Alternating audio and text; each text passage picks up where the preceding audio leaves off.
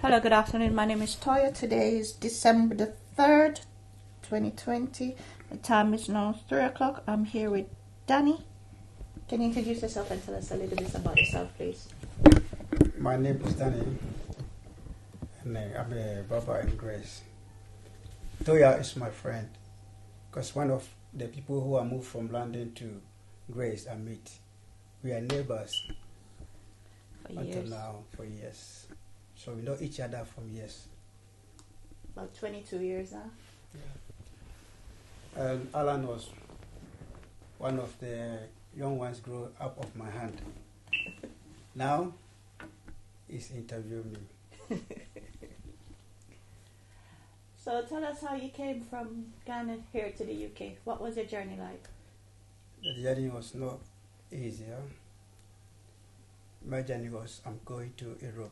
I found myself in South Africa, and then I started working, looking something. So as my journey did not reach where I want to go, I continue, and then I'm here in England. Wasn't so easy, because sometimes you know that when you reach Europe, it's easier for you to find a job or to do something, but it wasn't easy. So I start with someone, Val's shop that I was working. My friend invited me there, and then I was working with them. So it's as I'm renting a chair to do my job, my barber. It wasn't easy because sometimes the landlords come, you want you to go, or they want to increase. And I'm under vows until now. When I find myself, I get my own place. So that's the journey for me. So you started with Val, Yeah. and you rented a chair. Yeah. Then when Val closed down, I moved to across the road. He called Shola. So I work with Shola. And then one day landlord also need this place. So I have to find myself some place to work. So I go through to the agencies. And then they found me one. And I start working a bit by myself. So you were also part of one of the first black barbers in Grace. Because when Val started her shop, she was the very first Afro-Caribbean in Grace. That's correct, yeah. I'm one of the barbers, because that time there's no black people around Grace.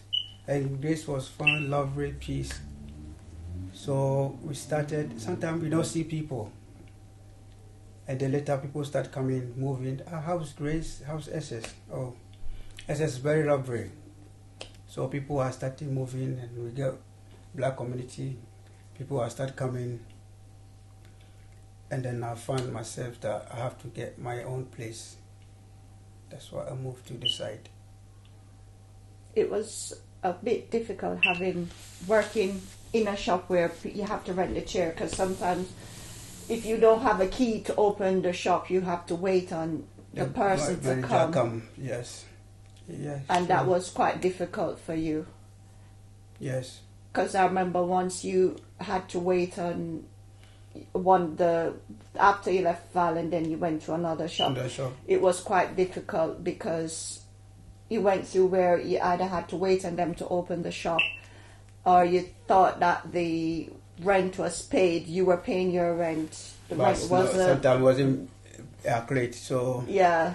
Or sharing the place is not easier, because sometimes you pay, somebody not pay, or somebody pay, you not pay it, and then the owner can't pay the landlord. So sometimes they come and close the shop. You have to stand outside, and then you go and beg or go and borrow money to pay the landlord before they come and before you can open. It was quite difficult working. Wasn't easy, even both. Wasn't easy. So now that you have your own business, which is good, yeah, it's much easier for you. it's easier for me when I know that when it's maybe I don't have money to pay, I have to plan ahead. But if you work under someone, he won't tell you that I don't have money to pay. So before you know, they come and close. So as for my own, if I don't have money to pay, maybe I'll tell my landlord before the month end, or I'll find myself sort it out before they come in and close it. So that is easier for me than when I'm under somebody.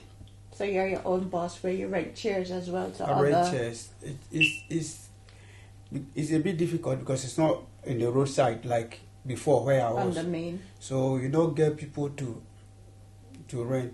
But I know that I rent the place that if I don't get nobody, I can sort myself out. But you're well known in Grace. Everybody know Uncle Danny. House business is up and down, but thank God, it's not bad.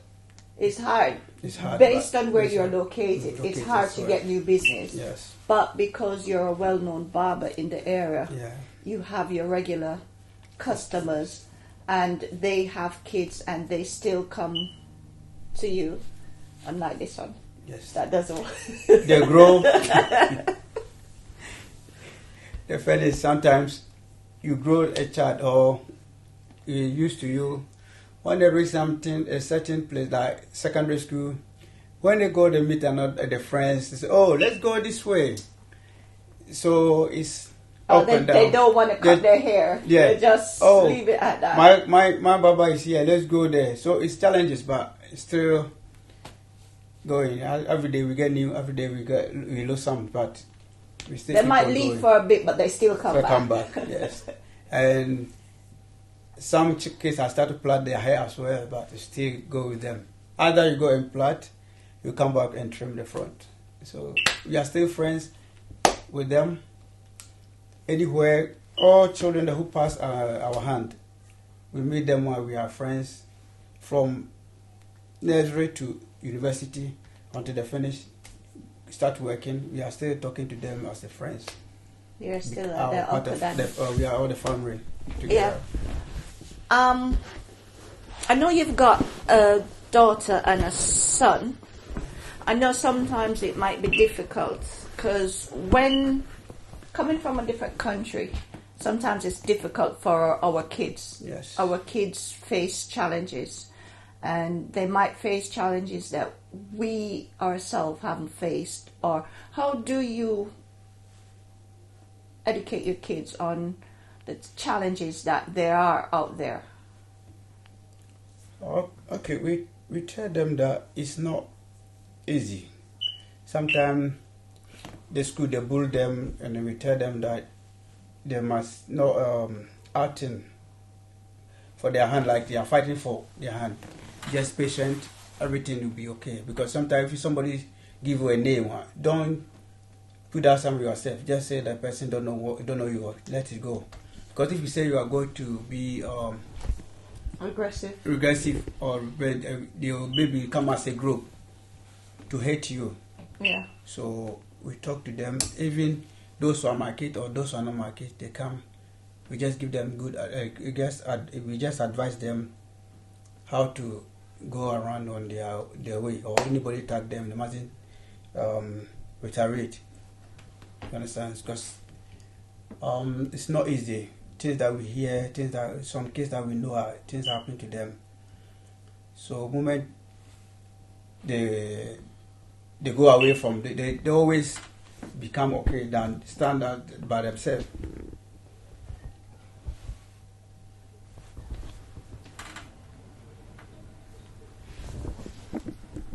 Okay, sorry about. I know. As I'm. You ready? No, because I had to stop the recording. Yeah. Okay. Okay, sorry about that. As a mom of all boys, and you've got a daughter, I know that boys and girls challenges are quite different. How do you navigate through the challenges that your daughter goes through amongst her peers?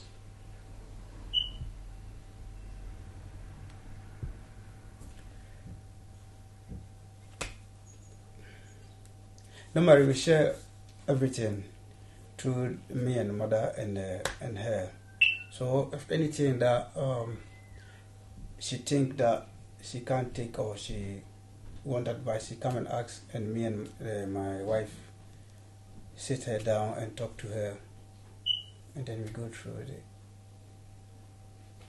Because I know sometimes it might be quite difficult, because they say daughters are for the dad. They might come to the dad more than how they go to the mom. Yeah, it's true. But we share it together. So if anything I say, the same thing my wife will say.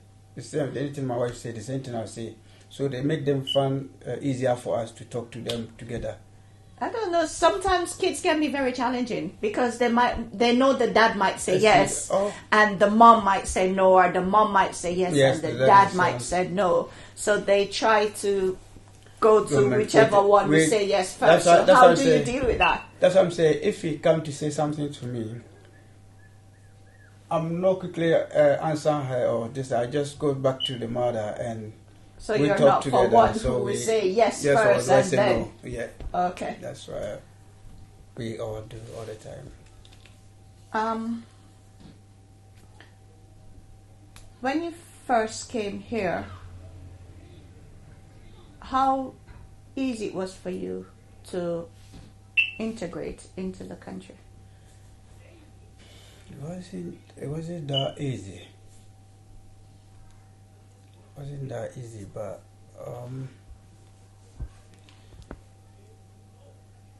anywhere I go, I humble myself. Anything that people say, if it's the good, I take the good thing and not take the bad thing. So make me become easy to go. That's why I take it, because sometimes you can meet people, they won't talk to you right, but just for brush it away. Other people will meet, they encourage you, you take that one, the right thing done. Because the first time I came here, I don't have anything to work. It was not easy. Because I don't have stay here in this country. Because when I came, I think when we get here, you can find a job to do. But you have to have a working permit before you can start working. So that period, I just brushed out because it wasn't easy for me until when they give me permission to work before I started.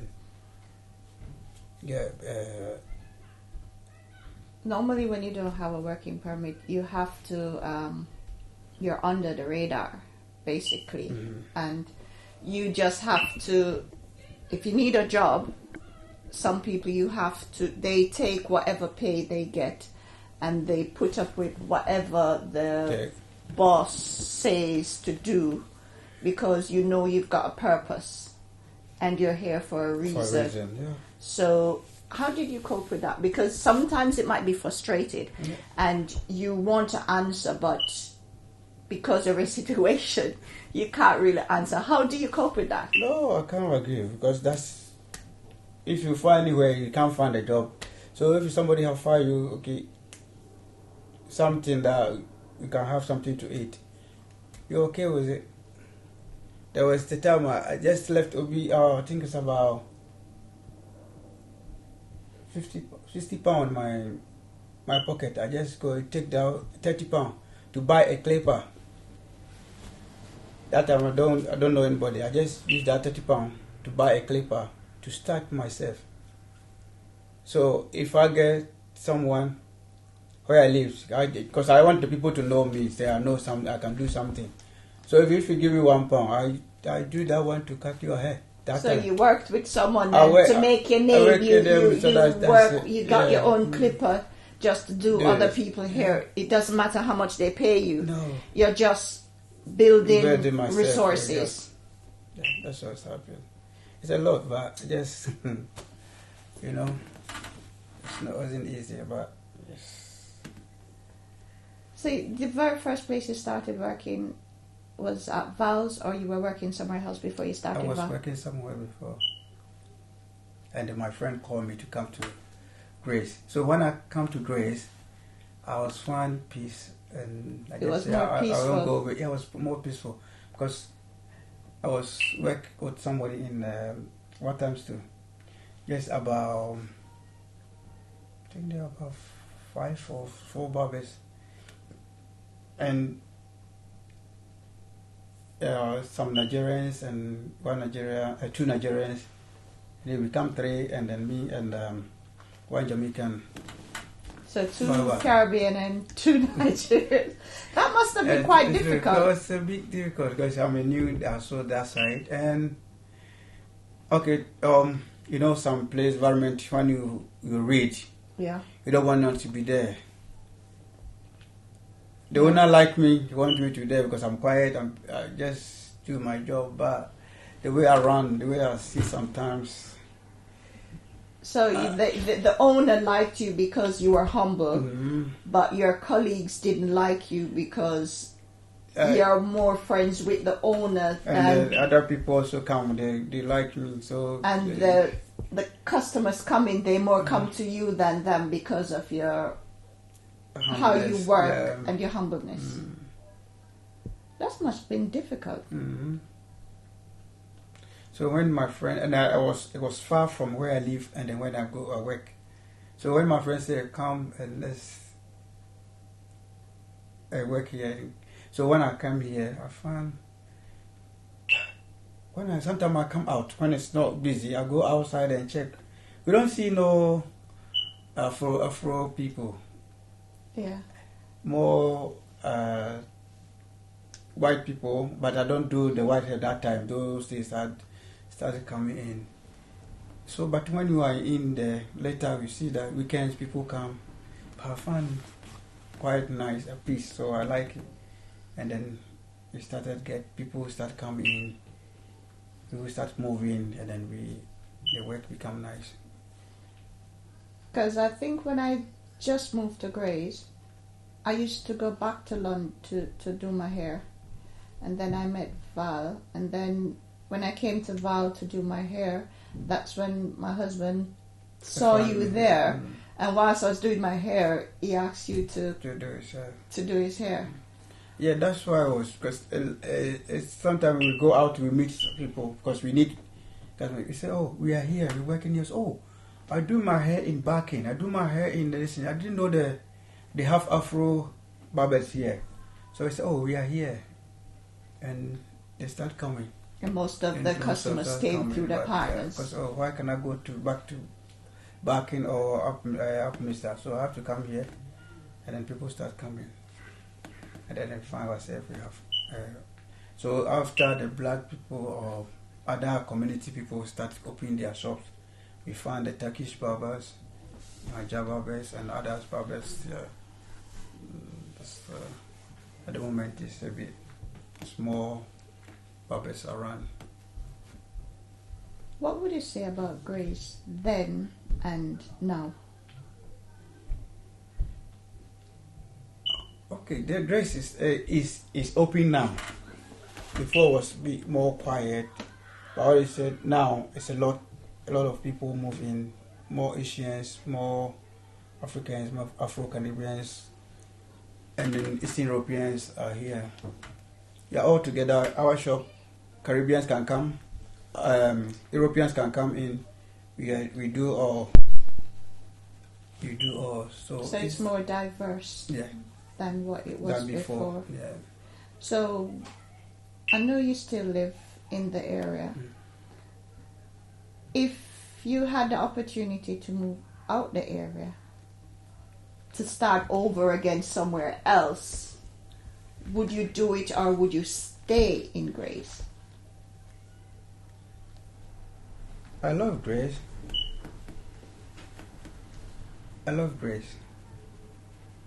But it comes, maybe if I get money and buy another one, maybe I can, because of my business, I can go anywhere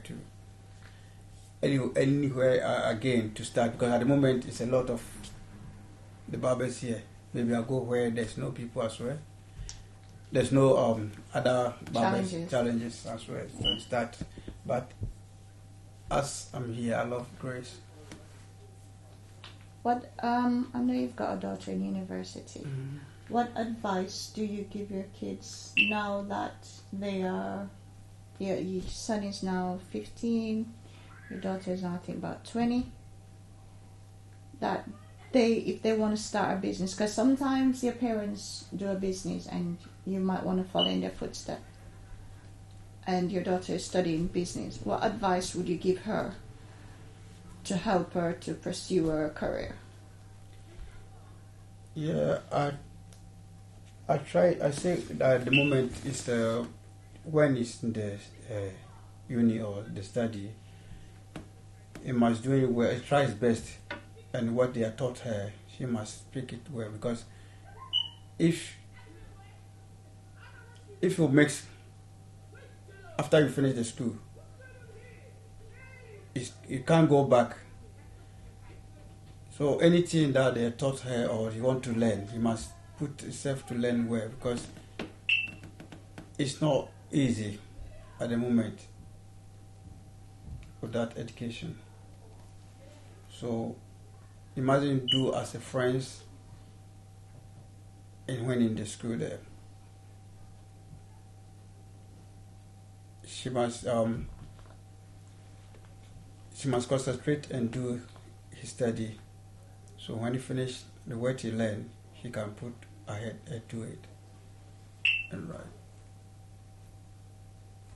And your son, because sometimes children wants to follow in their father's footsteps. So Blessing is a little barber now.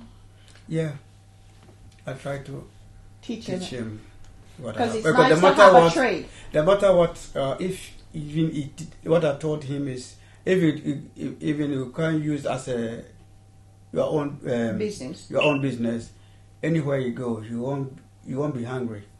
Even if you go uni from here, where you are, you can use your friends.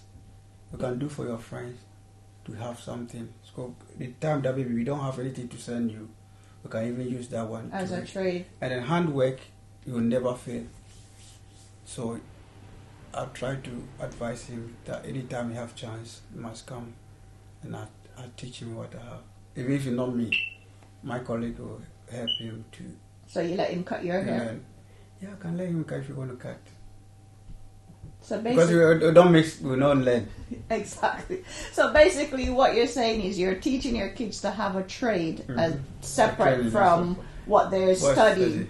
Because different. I add it because you can have many talents.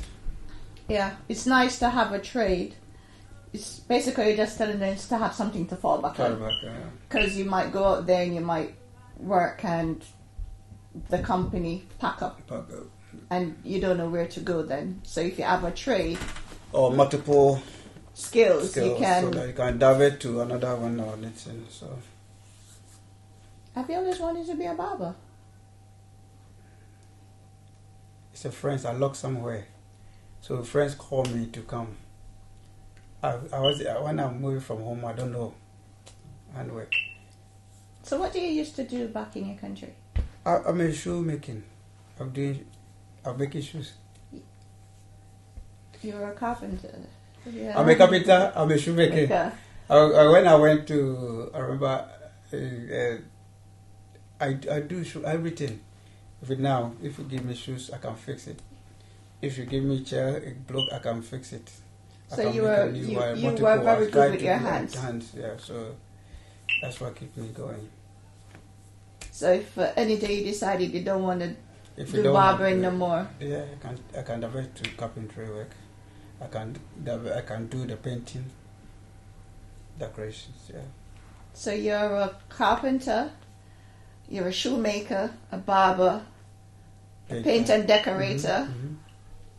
I can also move to driving.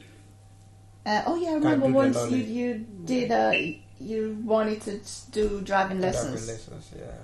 Do you still want to do that, or? I passed my driving, so I can maybe top up and go for big lorry. I become a lorry driver. So you just don't know what you want to do. You just go anywhere to keep your family going. Good, no, yes. So what advice would you give to these younger generations? Because we were growing up, we were told you don't stick with one thing. You try something and it doesn't work out, you move to something else. Yeah. And it's always good to have skills with your hands. That's what I'm saying. So any time or opportunity I have, they must learn something. Doesn't matter that, okay, if you have a free time, you go to your friend and you do the barbering or something, you sit there, you are looking, not just sit there for seeing other people, but you see the skills that you're using it. So you put on practice one day, daddy say, oh, do my hair for me, touch here for me, you touch it. Oh, you feel like, oh, like it, you can use for the work. When maybe someone, daddy is doing something at home, maybe he painting, oh, daddy give me brush, let me help. When we are doing it, sometimes when I'm doing painting at home, brushing, take the brush, I thought he's gonna miss, but I give it to him, he started doing it. And then even my daughter, Ravita, we are all doing sometimes. So all is grace that you can learn. So some of the things that maybe say one day you buy your property, when you are there, no money to continue. What do? You do by yourself, or you rent a room, and it's dirty. You can buy a paint. You do by yourself. All is grace. So one day you can say, oh, I'm at home. My work is not. Somebody say, can you do painting? Oh, I can do. I do before. Your friend might need a painting and be like, oh, I need some money so I can do it, yes. But I charge less. Yes. Then you are doing it, you're learning. Yes, that's right. So that advice I give it to the young kids who came or who I meet. Rely on yourself, not on anyone else. No. I know sometimes it's difficult to teach people what they because sometimes you might be saying something and then they'll be like, no, that's not the way it's done. How do you? We meet a lot. Sometimes the school holidays, some parents came, oh, my son say he want to do the barbering, they want to learn. I said, oh, no problem, they can come, we take them in. Some of them came in, we observe them, we see that they are sitting down. First time we call them and do the basics for them. That you prefer that, okay, when we're doing, the person must look, we tell them, okay, you sit down. When we are doing, you are watching what we are doing. Before you know, they take their phone, they are praying, they will not even look. But we are still talk to them and say, no, anytime we see that I'm doing the hair, because I can't give you somebody here to do it, to practice. It's not that way we do. You have to learn first. And you have to observe before you can practice. Every sometimes they tell, oh, if you have a friend, you can bring him, understand you, and then you can do.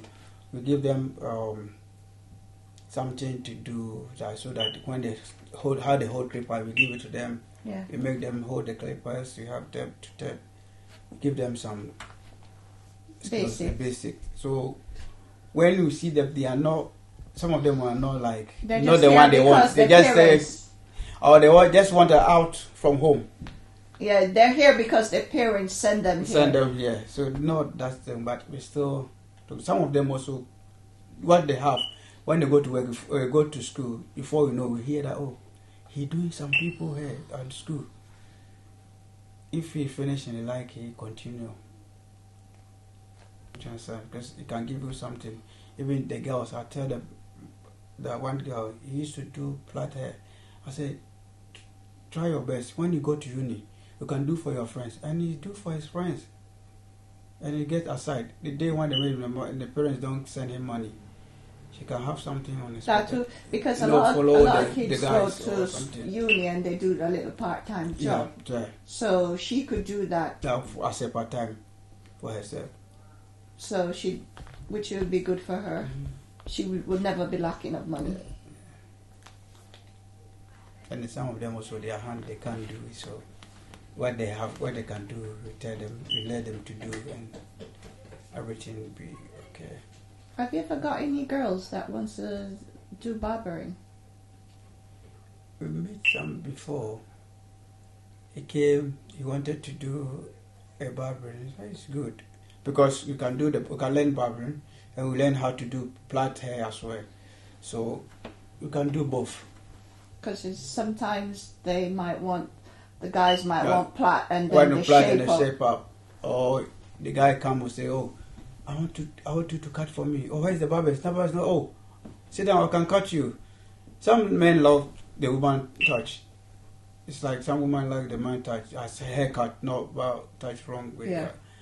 So, barbers. I used to work with one lady here, Vows. Yeah, I remember her. One Eastern European, right now. Yeah, I remember her. Yeah.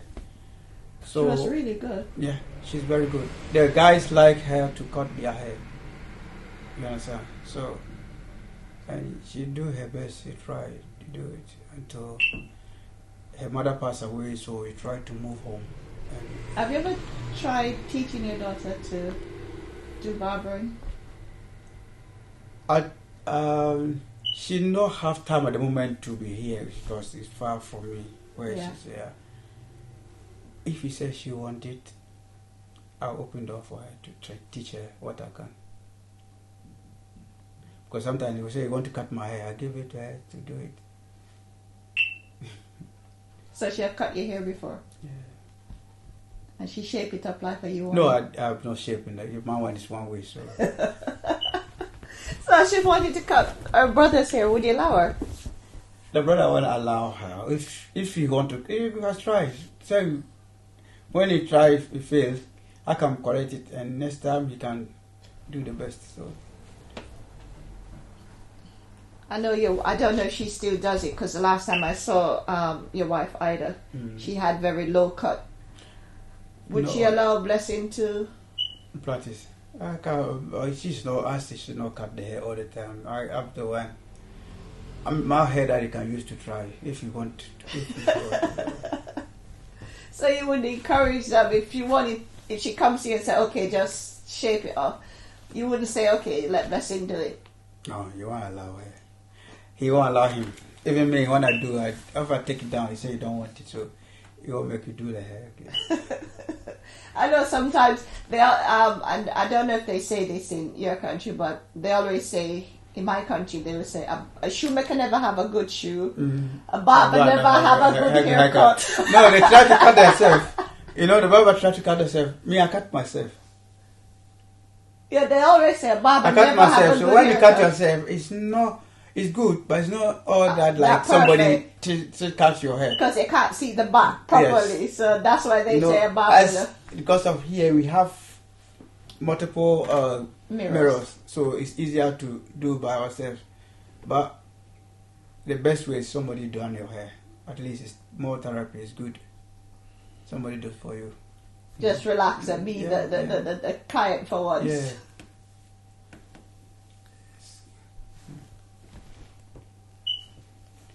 Thank you. All right, Danny, thank you so much for doing this for us. We really appreciate it.